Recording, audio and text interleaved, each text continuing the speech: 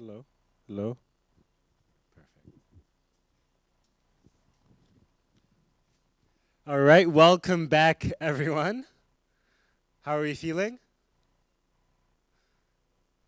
Yeah.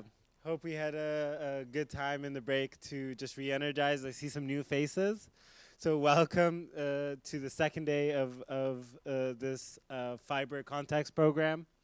Just to recap a little bit, we started the day with a beautiful meditation to kind of enter the space, to welcome everyone into the space, to check in, to listen to ourselves, to the space, to other people around us. Then we have had a small conversation about race and technology and how there's imagination gaps and a necessary change in the way we regenerate spaces with technology. So for this next panel, we're joined by two wonderful speakers. And the topic is on collective embodied practices and how they intersect with AI. Because technological capabilities, and especially with the advent of machine learning and AI, have made it possible to analyze, simulate, and recombine body-based creative processes. And naturally, there has been an explosion of AI content, from rapidly generated film, videos, music, mostly using black box technologies and style transfer software. The counter reaction to the overload of this somewhat generic content and images, several artists have been experimenting with performing with AI and the various aspects of the body. We are working from different kinds of knowledge systems and forms of collaboration where ownership and sharing of data sets and AI technologies is an important given. So first, we are joined by Diana Serbenescu, aka Neranti, where she will give a talk showcasing snippets of her artistic practice, which is envisioned as a quest for poetic embodiment and utilizes dance theater and the creation of innovative technological artifacts. Diana is a transdisciplinary performer, so a lot of slashes also and intersections that she's juggling. She's a new media artist, researcher. She aims to create a new poetic language in which the power of expressive body is enhanced by hybridization with the machine. In her research, she explores feminist approaches to knowledge creation and the continued validity of traditions and community practices in an era of artificial intelligence and digital colonialization. Welcome, Diana, into the stage. And take it away. Thank you so much. Thank you so much, Abdo, for the wonderful introduction. I would like to thank the organizer of this beautiful festival for having me here. Thank you for joining me. I'm very excited to be here. My name is Diana Șerbenescu. I'm originally from Romania. I'm an interdisciplinary choreographer, dancer, performer, and creative technologist at the same time. And I'm very excited today to present my work, especially in this beautiful context of a sound art festival. My background is rooted in performance art and embodied practices, but I was also trained in mathematics and engineering. And you'll probably notice those biases in my work. So my heart is racing very fast at this particular moment and brings my attention to my body. I would like to take this cue also to invite you to bring your attention to your own bodies and notice what the bodies have to say. I would like to invite you to notice the vibrations within. This is the first act. I would like to imagine your bodies as primary instruments for knowledge creations, as primary instruments for expression, as containers of lived experience, as container of rhythms. How would the body be as a musical instrument? Can you imagine the body as energy, the body as vibration? Where does your individual body end and where does the collective body begin? So these are the sort of questions I'm dealing with in my work. We live in a culture where the tendency is to erase our bodies, to reduce our bodies' agencies. giving us fantasies of disembodied escapism. Our digital culture is mainly rooted in this body-mind split. I suggest performative practices and techniques as counter-strategies for overcoming what I perceived as a false binary. I first encountered performance through contemporary dance, and at that moment in studio, for me, time-space collapsed, and I was immersed in a state of flow, body and mind as one. From then, I went on a journey of exploring my body through the lens of performing arts, and the journey took me from Germany to Scotland and then to Poland. Here in this picture, I'm portrayed at the Brzezinka Forest at the Grotowski Institute in Poland. For the ones of you who are not familiar with, Grotowski was a Polish theater director, mostly active throughout the 60s and 70s. And his work revolutionized the world of theater. He's well known for introducing experiments and examples of psychophysical approaches to acting. This training works by making the actors more aware of the moments in which their body and mind act as one. And voice and singing are important elements of those practices. So this psychophysical training was an invitation for me to explore the body-mind continuum. However, I started seeing the studio space, the embodied space, the theater laboratory as a space to explore more dualities, more in-betweenness, a space for transcendence. Dualities such as conceptual versus material, natural versus technological or artificial, contemporary versus traditional, art versus science, objective versus subjective. On the model of the Polish theater, in 2017, I co-founded Replika, a platform, a laboratory for embodied but rigorous experimentation with creative technologies and new media. The technology seemed for me to be also a perfect medium to bringing these material and immaterial aspects together in the same framework. Replika was at its essence in the beginning a laboratory for breaking dualities in embodied and situated contexts, the way the feminist theorists were preaching. In 2019, we had our first funded project titled The Shape of Things to Come. And this was a prompt to integrate questions surrounding AI and machine learning-based tools in our laboratory. Some of the questions we explored were, how can theater techniques, which are rooted in this body-mind continuum, aimed at honing this embodied intelligence, inform the construction of intelligent machines? Underlining our research process, we had a lot of critical questions. Questions such as, how can we bring algorithms into the room in a way that is non-extractive or invasive to the performers, to us? What is the flesh of the algorithm? If we see the algorithms as form of abstractions from material worlds, abstractions from lived experience, what is the flesh left behind? In our laboratory, we explore the connections between the psychophysical training as a technology of the body in dialogue with algorithmic acts. So here is a trailer, a showcase of our intensive training during this kind of phase of the laboratory. You can see that a lot of emphasis is on physicality, on group dynamics, on immersive environments, on embodied listening to ourselves and to one another, on vocal training and singing. Within this framework, we bring technology as an observer, as an extra actor, as a speculative element. From Z cameras and self-made wearable devices for data collection, technology becomes part of our daily rituals and speculative scenarios.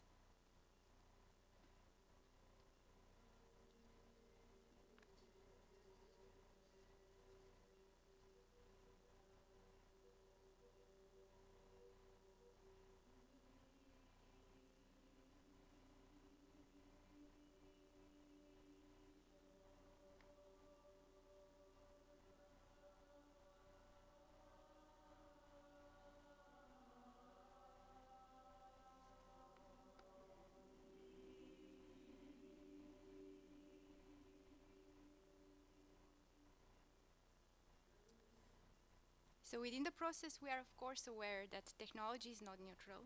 We are inside of what we make, and it's inside of us. We are living in a world of connections, and it matters which connections get made and unmade. We take the agency in our own hands and build our own tools, even for observations. How can we reappropriate the master's tools? Within the safe frame of our theater laboratory, we want to create an ethical framework, a community, a culture.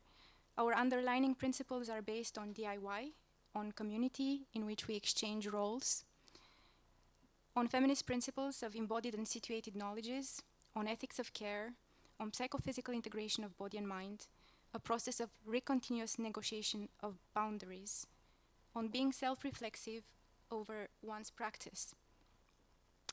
Our work is profoundly collaborative. One element that stood out from the Grotowski training and which was inspired by this idea of body as music, as rhythmic vibration, and reinforced by practitioners from the Grotowski Institute, such as Ilona Kravchik and Dita Berkeley, with whom I had the opportunity and the pleasure to collaborate, who encouraged the performers to sing with the body and dance with the voice. We've started prototyping of an AI wearable device that sonifies movement by mapping body postures to sound cues. We wanted literally to give the body a voice, an additional voice to the natural voice, a mutation that we can play with. We wanted to transform the body in a musical instrument powered through its aliveness. This device was used as a compositional tool for a dance theater performance which I choreographed, titled Dancing at the Edge of the World, a piece of post-dramatic dance theater, a physical poem, a ballad of bodies and machines. In the performance, the machine becomes a medium for interconnecting the moving bodies in space, an interwoven sound for the collective body. And this is some of the first strategies, the first questions and ideation we had for creating this wearable device that we used in the performance. You can notice questions such as, what is a voice? How can we give a synthetic voice to a body? How to give a synthetic voice to a collective body? How can we make a polyphony? How can we make the collective body sing? How can we create a voice that oscillates between inarticulate and articulate? Can we make the collective body stutter, scream? How can we create pockets of articulate silence?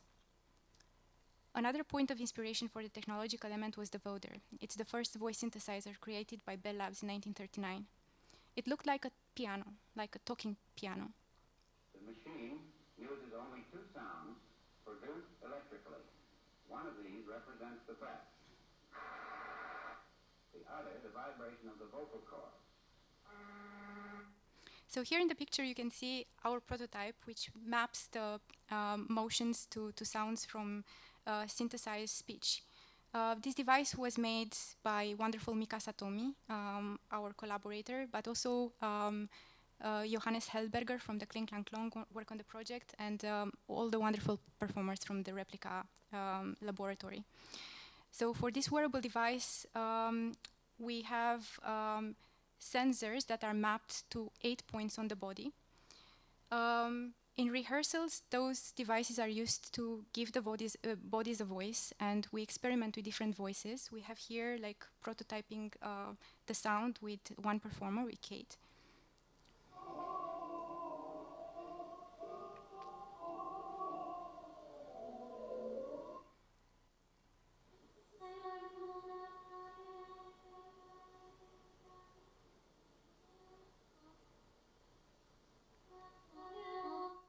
We use the synthetic voice to create an embodied dialogue between two performers, a call and response.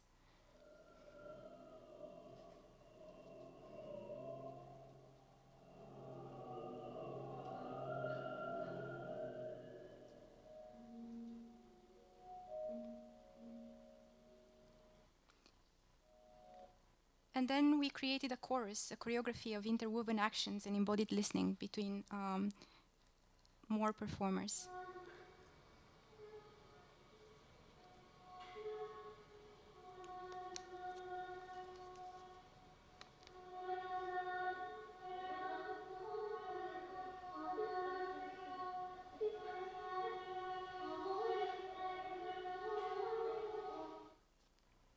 Here is a snippet from the actual performance. I'll play this a bit. It shows the beginning of the performance, which was broadcasted online. It was in the middle of the pandemic back then, and we couldn't make this possible in a real space. We wanted in this beginning to showcase how the instruments worked and to show the modus operandi. Here is Mika Satomi, who designed the wearable collars, and she's dressing the performers, but later on in the video she's going to be shown how she's training the devices using machine learning to map the postures of the bodies to vowels, synthesized vowels from the English language.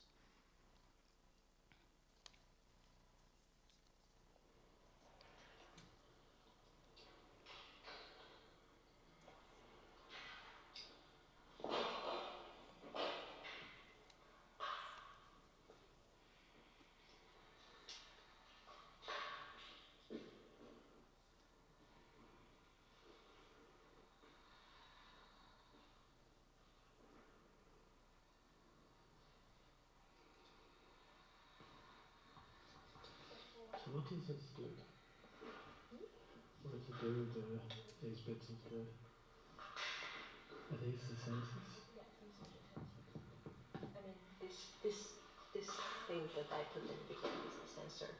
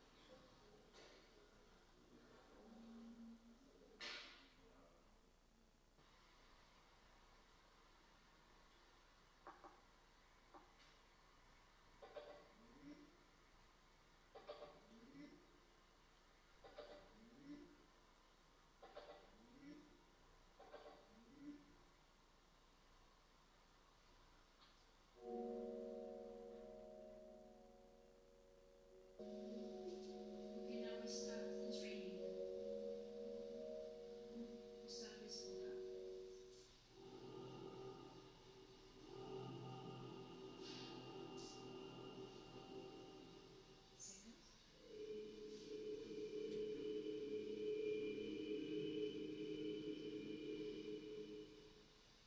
Third.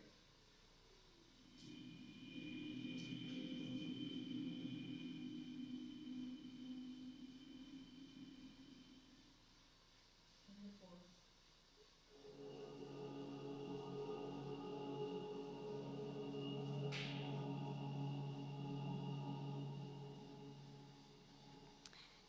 And I would like to finish this talk by giving you an insight from the rehearsal itself. Sometimes you can create the right environment for the right conditions and beautiful moments to happen, but you don't have any guarantee that beautiful moments happen. But sometimes there are like beautiful and magic accidents that kind of make you happy that you are together with these people and discovering and exploring those questions in the room. And this is one of those moments where like the performers basically experimenting with the real voice in collaboration with the synthetic voice. And in that particular moment, we thought everything clicked. So I would like to share this with you before I finish my talk.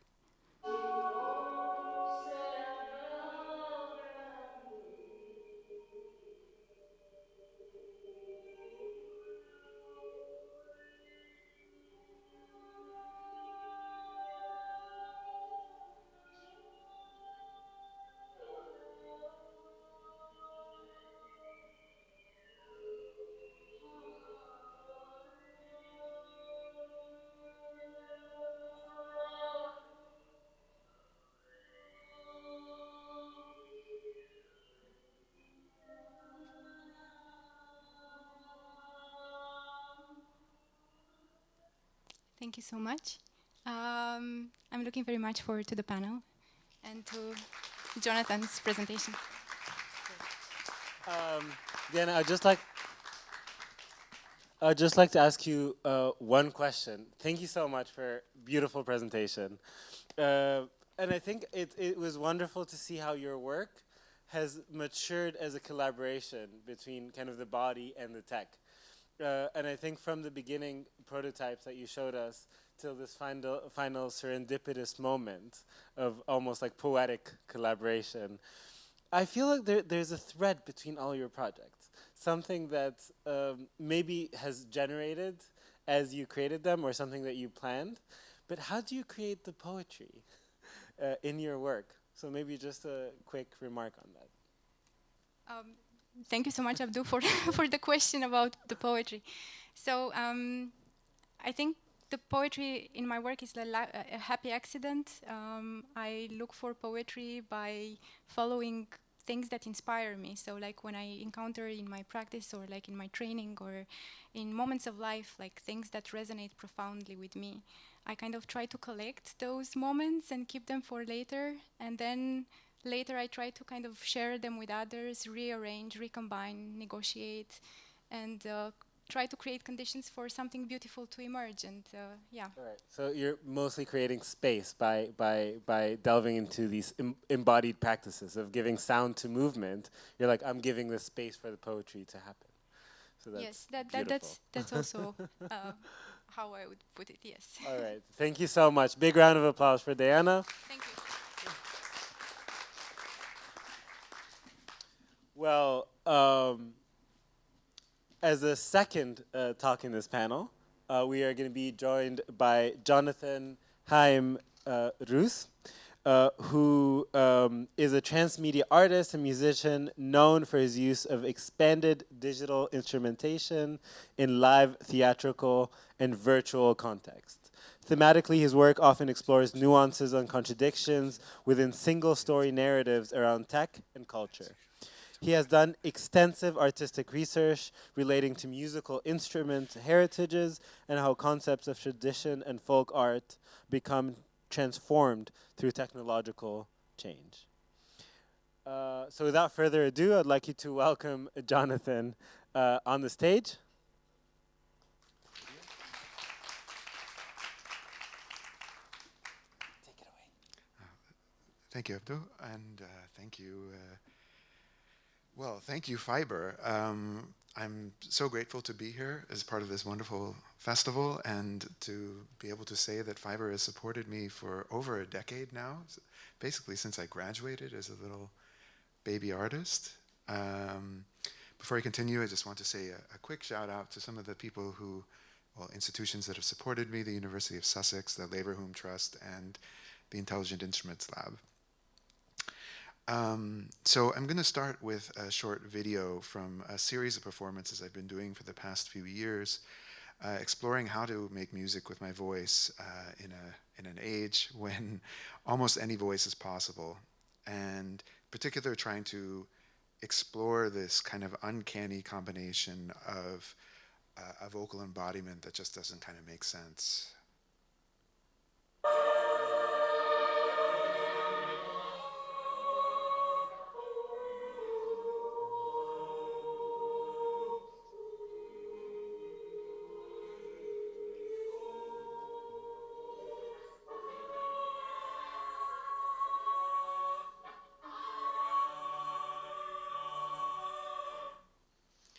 So very empowering for me. I've always wanted to sing with some of the affirming force of a choir, and I've been taught from a young age that the idealized, beautiful voice of an operatic soprano is what you should always aim for. So in some ways, using digital musical instruments, I can embody these vocal experiences. But this is nothing new. Not only is the ability to do this technologically not new, it's been possible for decades. But voice itself, being embodied and disembodied, is nothing new. In fact, voice has always inhabited a very strange in-between zone between presence, individuals, collectives, and culture. And I think nowhere has this been more true than in electronic music. In the traditions of electronic and digital music, the connection between the body and sound has always been tenuous. And I would even argue that this is one of the defining qualities of electronic music. A bit about my background. So my musical background actually comes from Appalachian folk music. This is a kind of a form of traditional music that comes from the southern United States.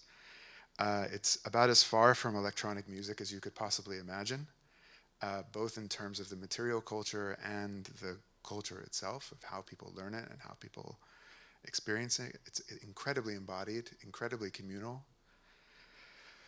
And I actually wasn't introduced to improvisation with electronic sound until I came to the Netherlands, where I was fortunate to join Stime, the former studio for electro-instrumental music here in Amsterdam, which is one of the pioneering locations in the world for exploring this question of where does the human body belong in a world of sound where there are no bodies. Some pioneers who are at least worth mentioning by name would be Michel Weisvis, Nicholas Collins, and Letitia Sanami. So this odd combination of coming to STIME, being exposed to this sort of jazz improv scene using live electronics, really had an interesting effect on me, because both the folk traditional world that I was accustomed to and the kind of approach of philosophy at STIME both emphasize the body in music, but in different ways. And this led me to invent all sorts of new electronic, physical, or repurposed musical instruments. So for example, here I'm playing what I call a hyper banjo. It's a combination of an Appalachian mountain banjo with embedded sensors, even has a live coding interface. It's mixing, it's capable of producing all kinds of sounds, voice sounds, field recordings, bells, bird songs, mixing a specific way of knowing sound, which is the banjo, with a totally alien sound world to its bodily content. So that's kind of where I'm coming from. And since then, almost all of my work has dealt with this question of dominant narratives in digital technologies, and especially this notion of progress, which I find incredibly interesting and problematic at the same time. It's definitely going back at least to the industrial age, probably a lot farther back. We almost can't imagine a new technology being launched without it being linked to some idea of progress. And we very rarely question this idea of progress. We very rarely ask questions like, progress for whom, progressing towards what, or progressing according to which values. This myth of technological progress is very attractive, and I spend a lot of my time thinking about the values associated with these narratives. And in my work, I tend to try to find where there is potential for in-betweens, nuances.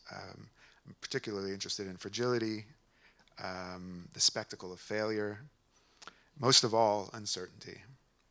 Uncertainty for me breeds intimacy, and uncertainty is a strong force of presence between human bodies, technological systems, and cultural value systems. The cultural theorist and incredible performer Marco Donnarumma described my work this way, that I use technology as a conceptual territory rather than as a tool to be adopted as is. And I very much thank Marco for these words, because I don't think I could have put it better myself.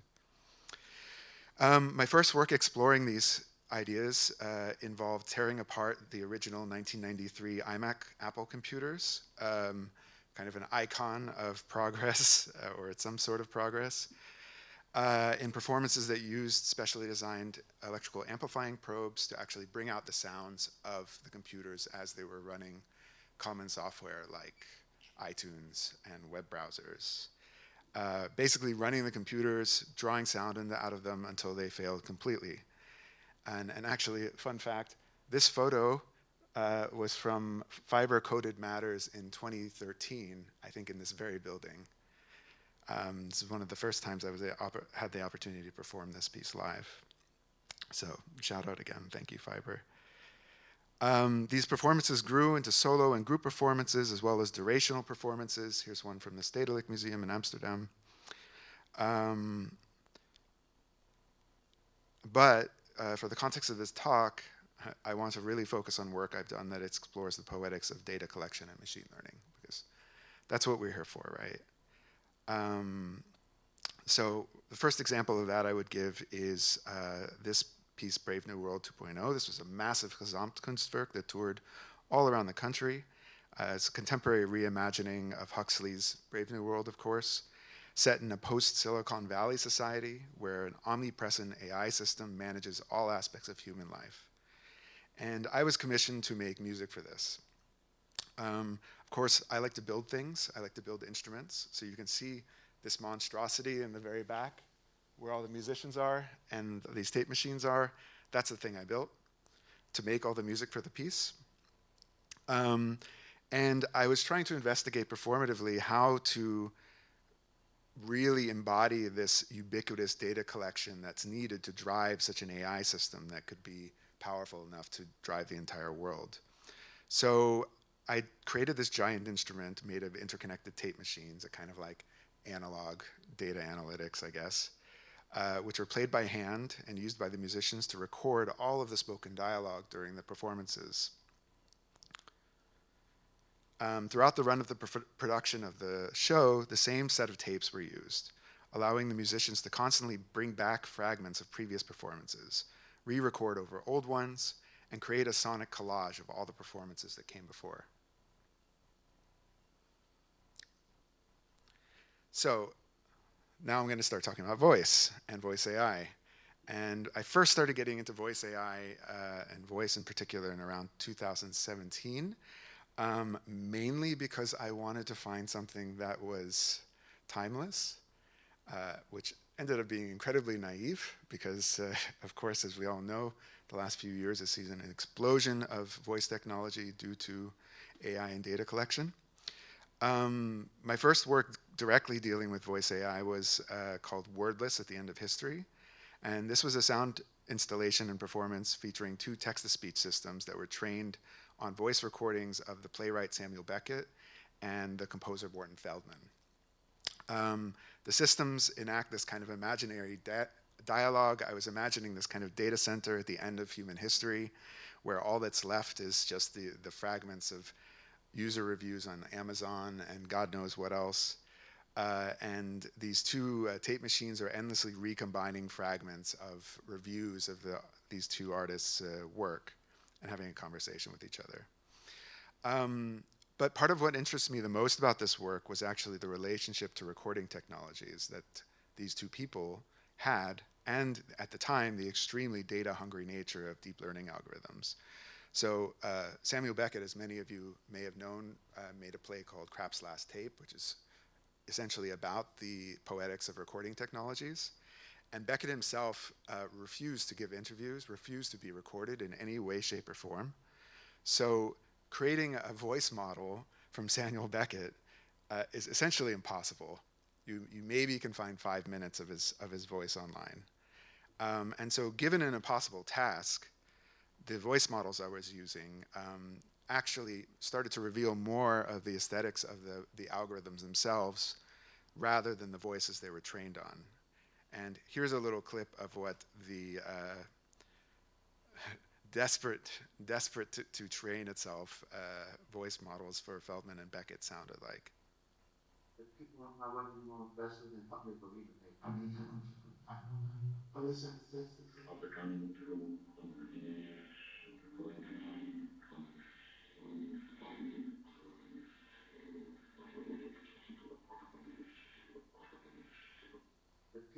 So,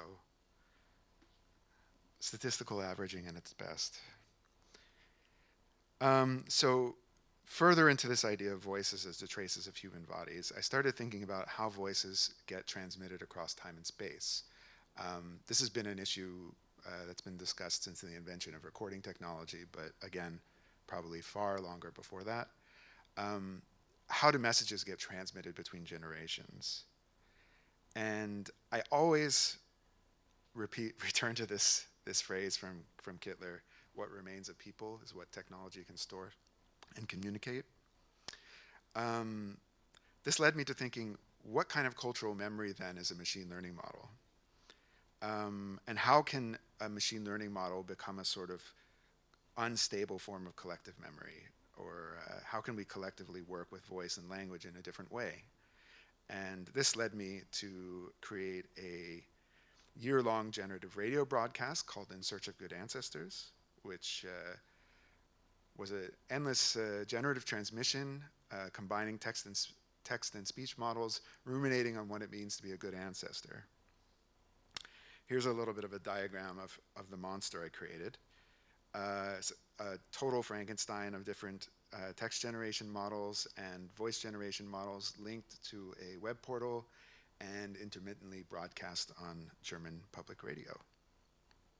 The models started pre-trained on the most commonly used AI research datasets, such as the PILE. And throughout the year, I initiated a number of collective dataset creation and training workshops, adding new ways of speaking, new texts, new contexts to the broadcaster. These workshops allowed new vocal and writing styles to emerge through the broadcast, shaping it into a sort of single collective entity, created from a plurality of contributions. I also want to make a shout out to Varia in Rotterdam, who are amazing people and who co-facilitated these workshops with me. It's always very important to remember that when making art with any kind of generative database software, the data set is part of the artwork. It is the possibility space. It's the color palette. It's the orchestra. And the data set is also another place to be playful and creative, to be subversive. But it's a subversion that requires great care for its provenance, because we're not working from first principles here. We're using data that belongs to somebody, or was somebody, is a trace of somebody. So it's good to ask, what human traces am I borrowing? In some of the voice collection workshops, we asked people to think about what voices and ways of voicing they would want to contribute to such a data set. And especially considering that this data set would very much likely outlast their lives and perhaps be received by somebody in the future and reinterpreted in a different context. We also explored different ways of using and co-opting voice AI technologies. So we asked the question, what could consensual voice swapping look like? Consensual voice cloning? And how could collective or individual wishes for data be embedded into the data itself, or even integrated into the machine learning pipelines? Of course, we also learned through embracing failures, breaking down these illusions of AI as black boxes, and a lot of these aesthetic artifacts became parts of the broadcast itself. So for example, this was an especially fun one where we were fine-tuning a model and then it lost the ability to speak, but kept its accent and its timbre.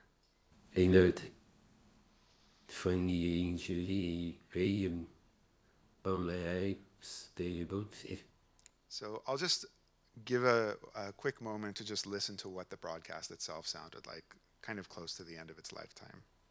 The actions of others. Is it possible that some individual actions are an indirect consequence? We have room to live long as well as short timidity in the Lord makes us generous of body morals and of the virtues by. Will future generations speak of the wisdom of their ancestors as we are inclined to speak of ours? It is evident in part of him to us not only are we being, but it is the world today are we being, but it is the saying in the West that we cannot choose others, we can choose I. This means that each generation can choose from the past the motto if by those who have preceded. So I just want to spend the last few minutes of my talk talking about what I'm doing now, and please allow me to be a bit vulnerable, but this is very much a work in progress. I'm really in progress. I'm working at the moment on a project called Datasets, and Datasets is very kindly funded by Starts EU, and is based around the question, how can datasets themselves and the human embodied labor of their creation, the situatedness of their values, be foregrounded as an artistic experience? This is the question behind datasets, and the work will revolve around the creation of public datasets from vocal artists whose vocal practices kind of exist on the margins of what is widely researched in AI. So I'm thinking experimental vocalists, tradition-bearing vocalists, these kinds of people. And through working with these communities, I'm hoping to, on one hand, learn more about how their values align with practices of vocal data, but also foreground the fundamental embodied traces of labor that are captured, analyzed, and exploited in data-driven AI. So just to give a quick example, this is Irina Tomazin, an incredible vocalist from Slovenia who combines dance, movement, and voice into a singular practice. Almost, you would think the antithesis of AI. Here she is recording a voiceless data set, so a voiceless voice data set. I'm also very fortunate to be working with the legendary Dutch sound poet Jaap Blanc, the Toloka Ukrainian polyphonic folk ensemble in London, and other artists I'm also working on creating open tools for voice synthesis to experiment with these data sets and find unique ways of deploying them as models in an alignment with the values of the artists themselves. So I'm thinking now in terms of this idea of, can we even imagine vocal values? Like, are there specific values that voice might bring to our actions? Moving from the idea of what voice is to what voice does. So materially, culturally, spiritually, physiologically. How does our voice shape our relationship to others and establish certain value systems? And then finally, how can these value systems align with AI data practices? I'm going to do a shameless plug. If anyone here is relatively interested in these questions, in about 10 days or so, just here in the Toll House town, Mozilla Foundation is doing a festival called MozFest, and I will be doing a workshop there called Mapping Communities of Voice Data, a Manifesto for Vocal Values. It would be amazing if anyone would join. I would love to have you here, and to help kind of, well, first map out what this idea of vocal values might look like for different individuals and communities, and then maybe even work towards some sort of public document around these topics. So would love to see you there. And again, thank you, Fiber, for having me and allowing me to talk about my work. Please keep in touch. Oh. Thank you so much, Jonathan. I think maybe I'd like to invite Diana on the stage as well. We're going to have a quick conversation, but while we do this, I want to ask you, Jonathan. Voice is a really intimate part of like human experience. It's how we convey emotions. And lately, to be honest, there has been almost an arms race between kind of like big tech players, or maybe vocal cords race, to make AI much more conversational. The first question is, how do you, or how is the reception to this kind of work that you're doing? So on the German radio, for example, how did people respond to this synthetic or generated voices? With the German radio, I think it's a bit tricky to say, because I didn't get so much. I wasn't so engaged with the audiences as I would have liked to have been. I did get quite some people saying, because the evolution of the piece happened over such a long period of time, over the course of a year, it began with basically the voice of probably the most researched English language voice data set speaker, Linda Johnson. So it was basically Linda Johnson speaking for the first couple of months. And then by the end of it, it was this mismatch, this Frankenstein of different vocal styles and sounds and things like this. And so the most responses I got was, oh, it's kind of weird, kind of uncanny. But I really loved it at the end, because at the end, as we were starting to actually just, break some of the models even, some of the voices started to become much more robotic than others, or much more kind of non-human and others. And people really loved this mixture of the different textures and different types of vocality. But what I found a lot more interesting is actually in the later work with data sets now, I've really approached a lot of artists to work together on this, probably like 20 or so. And the responses from them is really all over the map in a very interesting way. Some people want nothing to do with it because it horrifies them. Some people want nothing to do with it because the idea of a voice speaking without their consent scares them. So, for example, saying things that don't align with their values. Some people think it's really exciting and want to get involved. So be infinite and invincible and omnipresent. Or they really just don't care. Or it's just not part of their artistic ethos to care about such things. So I think this is a great segue into my next question, and this is for both of you. Maybe we start with Diana. And the question is really about, I see in all these projects and all the work that you presented, all the work that Jonathan presented, if I just survey the landscape of collaboration that you have to traverse, there's first of all a non-human collaborator, whether it's like the sensors or the voice models or so on, and the tech, it's constantly changing. There is the human performer element, there is the technician. How do you, first of all, make sense of this constantly changing landscape? And how do you foster a meaningful collaboration that serves your initial inquiry? That's a very good question. So, Jonathan, would you like to try to answer first, or? How do you create a meaningful collaboration? I think I'm still trying to discover that, because I think that's actually part of the research, and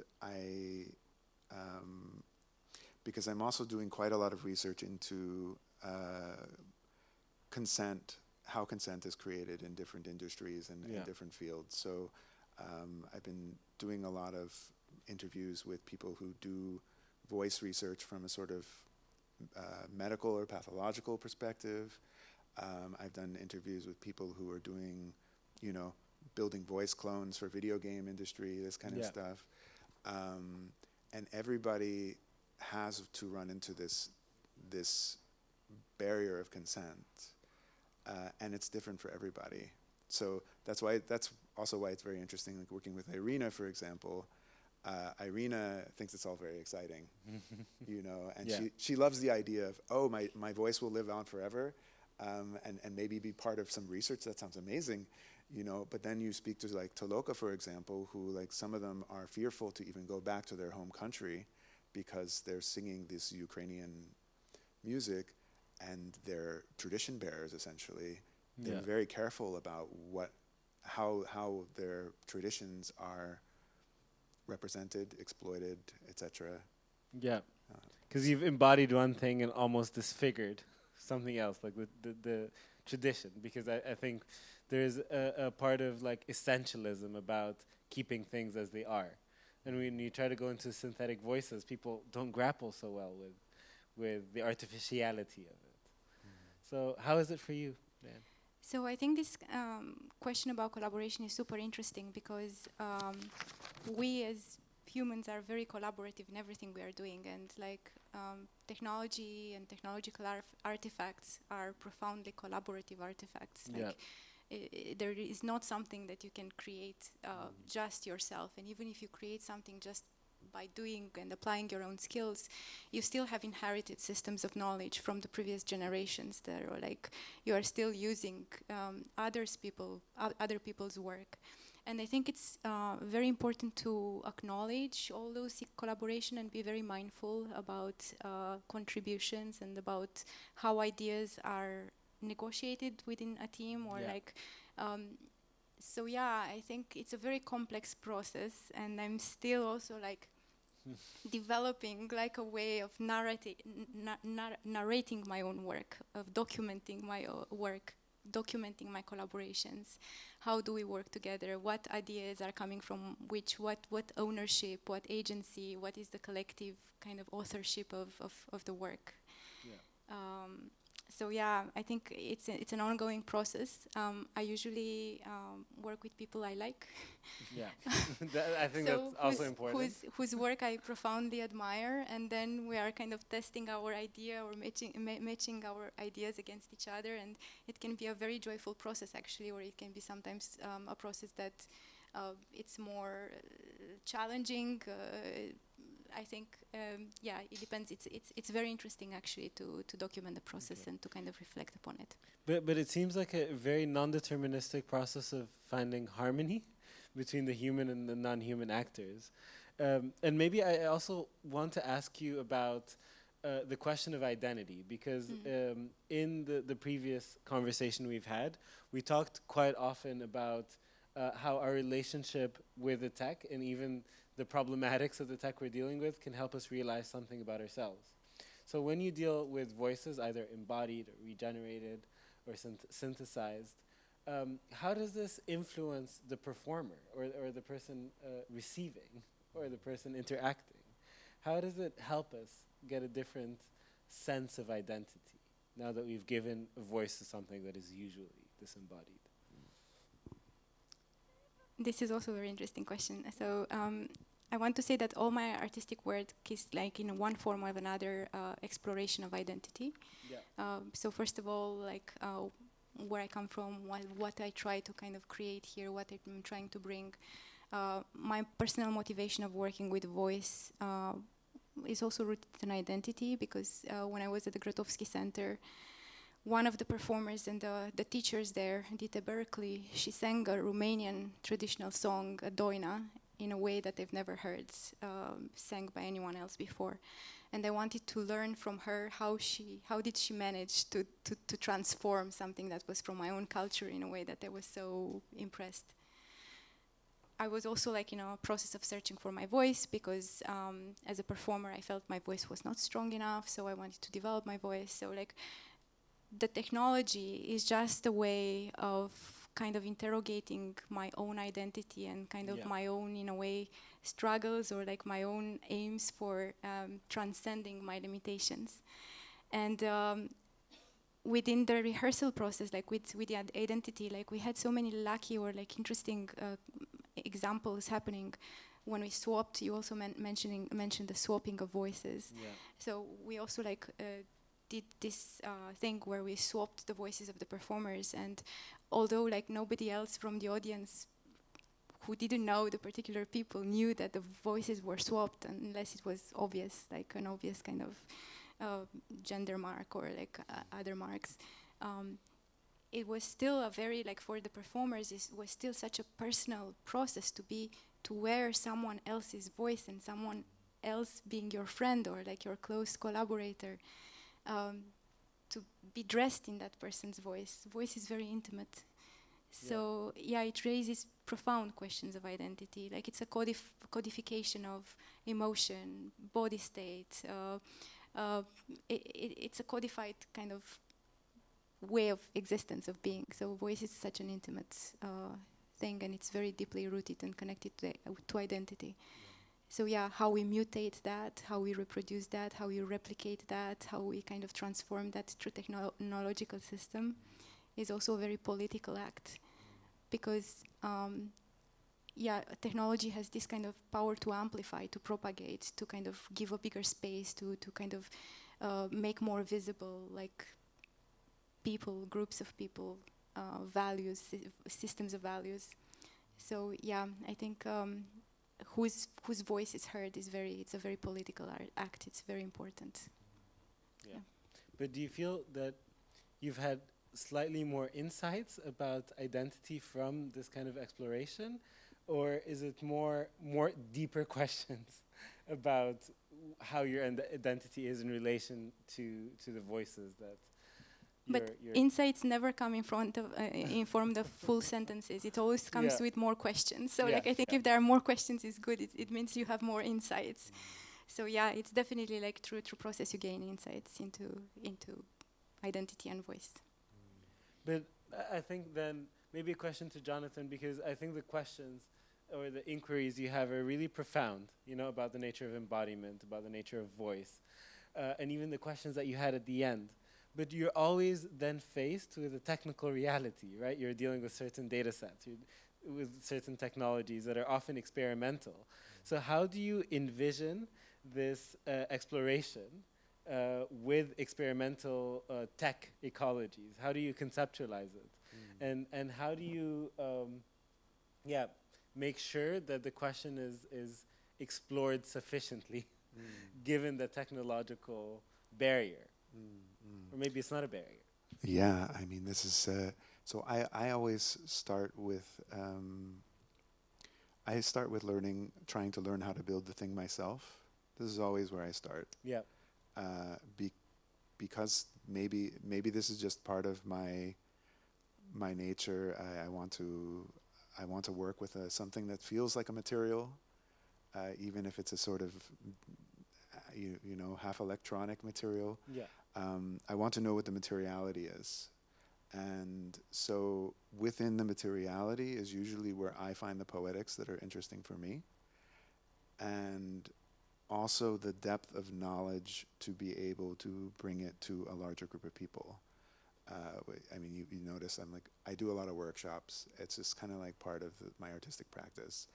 And I spend ungodly amounts of time preparing for these workshops because I tend to have to build tools that are accessible enough so that people can actually co-opt these technologies in a way that's meaningful for them. Yeah.